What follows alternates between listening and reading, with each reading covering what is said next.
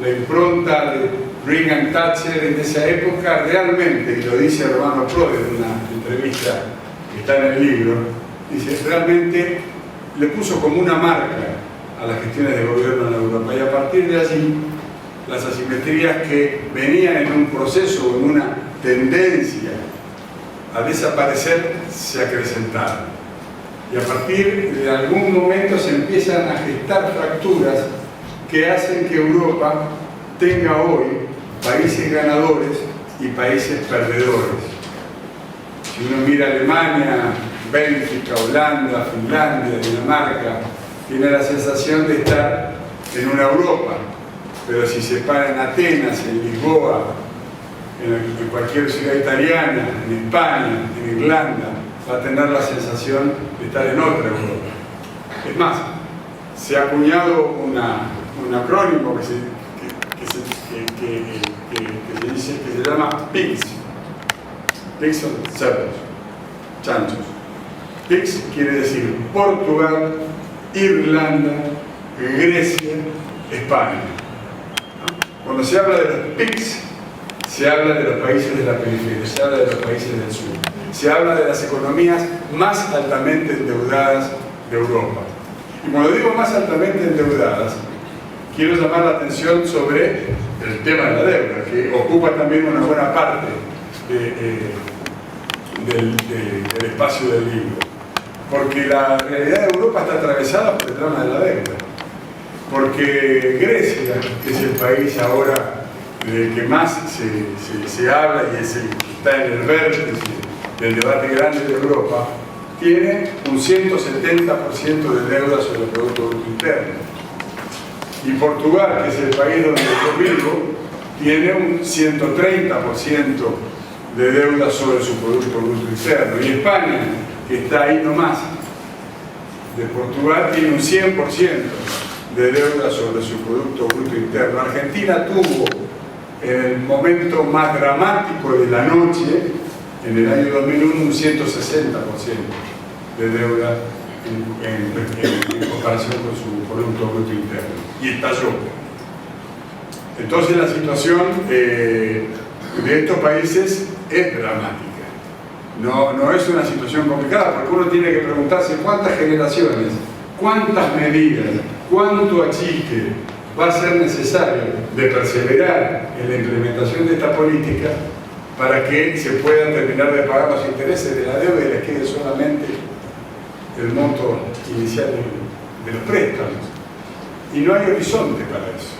No hay horizonte. Portugal es un país que desde hace años expulsa a 10.000 portugueses por año. No sé por qué razón habría que pensar que hay una especie de aguinaldo, pero siempre el número da 130.000 después de 12 meses. Ahora, Portugal no es un país que tenga 240 millones de habitantes, tiene 9 millones de habitantes. Y los hijos de un señor que trabaja conmigo que se llama Manuel, que son dos, uno vive y trabaja en Luxemburgo y el otro vive y trabaja y tiene su familia en Alemania, porque no hay posibilidades de trabajo, porque el desempleo es otra de las marcas, digamos, que tiene esta etapa que estamos viviendo del proceso europeo. En Grecia, el 50%, es decir, la mitad exacta de los jóvenes entre 18 y 25 años no tienen ni van a conseguir trabajo en los próximos meses. No tienen y no van a conseguir trabajo. Y el 25% de la población con capacidad de trabajar no consigue trabajo ni va a conseguir trabajo. Entonces uno escucha o lee los diarios como, con mucho optimismo y con mucha voluntad, desde Bruselas se anuncia que se ha detenido la caída y que determinado país este año va a crecer un 0.2% y explotan las urras, porque en realidad lo que se aplaude es, bueno, dejó de caer, empezó a crecer, pero ese 0.2% es absolutamente insuficiente para enfrentar el estado en el que van quedando los países. Y por eso el horizonte no aparece como promisorio. Fíjense que se hablaba del Brexit hace poco. El exit, o sea, la salida de Grecia de la Unión Europea, ahora se habla del Grexit. ¿Por qué? Porque en las negociaciones puede pasar, y esto lo dicen los analistas de los principales medios de Europa, que aún no queriendo Bruselas que Grecia quede afuera de la Unión Europea o de la zona euro, y aún no queriendo Grecia quedar afuera de la Unión Europea o de la zona euro, puede pasar que quede afuera, porque en los acontecimientos que no son previsibles puedan terminar determinando que la falta sucesiva de acuerdo lo coloque fuera de la Unión Europea. Y eso podría generar un panorama que algunos dicen puede ser muy positivo, porque dicen, nos sacamos de encima una economía insignificante, es el 2% del Producto Bruto Europeo, y nos sacamos de encima todos los problemas que tiene, la deuda, la pobreza, la desigualdad, la falta de producción, la falta de competitividad, y volvemos a ser nosotros. Esa es una lectura. Otra lectura dice, sale Grecia y empieza el efecto dominó. Y el resto de los países que están en situaciones más o menos parecidas van a empezar a discutir si no tienen que hacer lo mismo. Y peor, si a Grecia le va bien.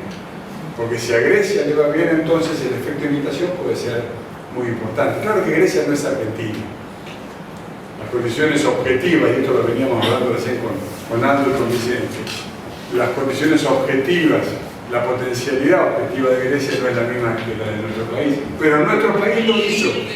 Nuestro país rompió en el año 2001, entró en default, pasó por 2 procesos de renegociación de su deuda y comenzó a crecer y creció a tasas realmente importantes de modo sostenido durante una década. Bueno, estas son las cuestiones que están por verse. Por eso, la verdad es que con un golpe de suerte, podría decir, este libro fue terminado cuando empieza un año que va a ser central en el debate europeo, porque se va a discutir sobre estas mismas